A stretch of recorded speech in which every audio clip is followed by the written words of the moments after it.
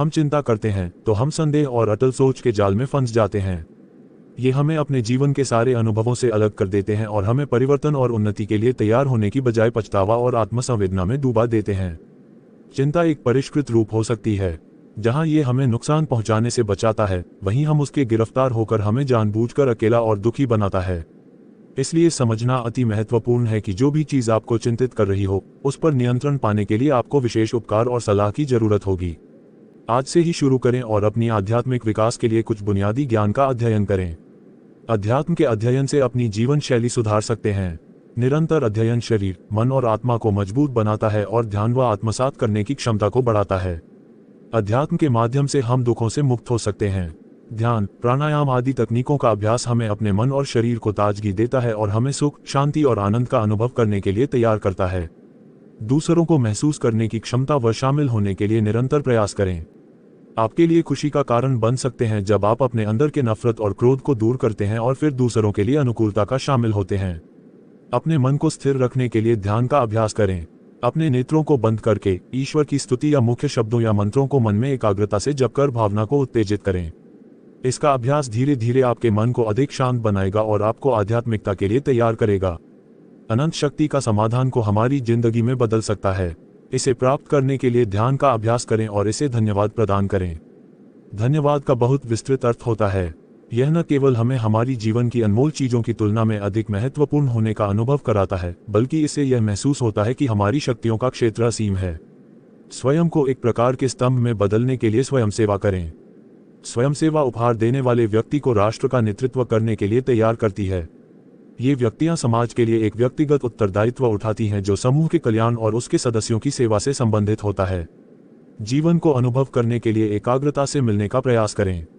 अपने संवेदनशील होने की अनुभूति कुछ हमारे जीवन में तनाव और असमंजस में महत्वपूर्ण कतिपय होती है।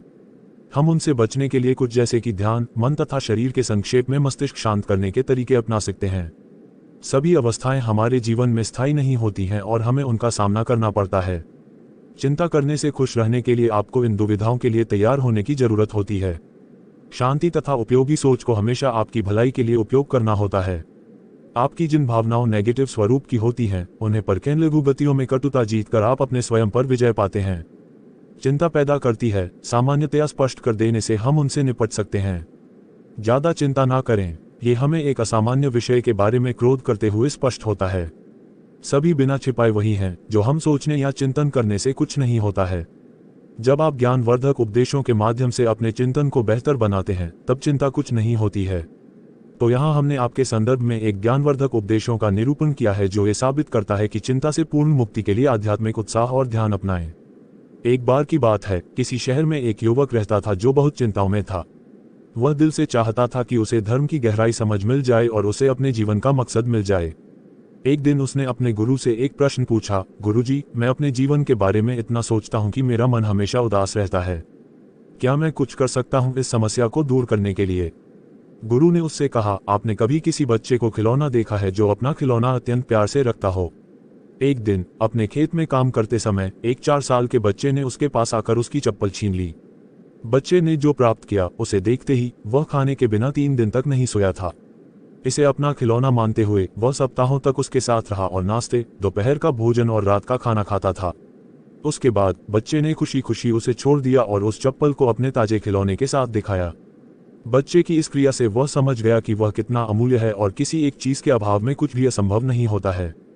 उसने ऊपर वाले के लिए धन्यवाद किया और उसकी दिनचर्या में इस संदेश को शामिल कर लिया कि जीवन में चीजों को समझना जरूरी है, लेकिन हमें अपने असली मूल्य को कभी नहीं भूलना चाहिए।